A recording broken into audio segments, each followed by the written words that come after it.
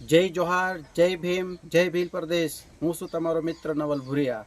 આ સમય તમે જોઈ રહ્યા છો times of Bhil Pradesh. Times of Bhil પ્રદેશમાં તમારું સ્વાગત છે। આજ રોજ દાહોદથી અગત્યના સમાચાર મળી રહ્યા છે અને એ શું છે એ આપણે જોઈએ।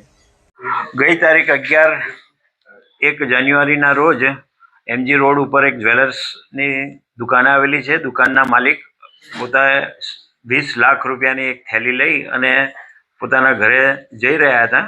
દરમિયાનમાં તેઓની 20 લાખની થેલી ચોરી થયેલાની ફરિયાદ એ ડિવિઝન પોલીસ સ્ટેશન ખાતે તેઓએ નોંધાવેલી। આ ફરિયાદના આધારે એસપી સાહેબની સૂચનાથી અલગ અલગ એલસીબીની અલગ અલગ ટીમો બનાવેલી અને આ ચોરી બાબતે વર્કઆઉટ ચાલુ હતું। આ દરમિયાન એમજી રોડથી કોહિનૂર પાન સેન્ટર આવેલું છે ત્યાં સુધીના સીસીટીવી બધા ફૂટેજ ચેકઅપ કરાયા। આ દરમિયાન અમારી ટીમોને કોહિનૂર પાન સેન્ટર જે છે તેના માલિકની શંકાસ્પદ વર્તણૂક જણાયેલી, જેથી તેને બોલાવી ઘનિષ્ઠ પૂછપરછ કરતા તેઓ પાસેથી આ જ્વેલર્સની જે ચોરીમાં ગયેલી 20 લાખની થેલી મળી આવેલ છે।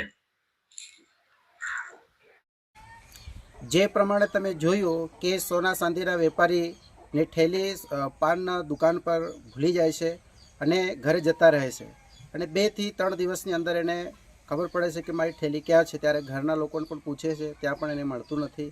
ફરી એ ખોળમાં લાગી જાય છે કે હું થેલી ક્યાં ભૂલી આવ્યો।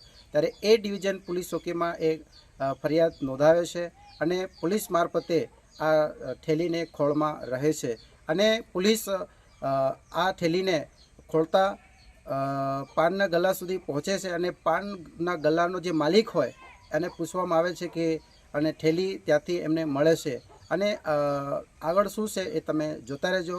આ times of Bhil Pradesh channel છે, એને તમે લાઈક કરજો, શેર કરજો, સબસ્ક્રાઈબ કરજો।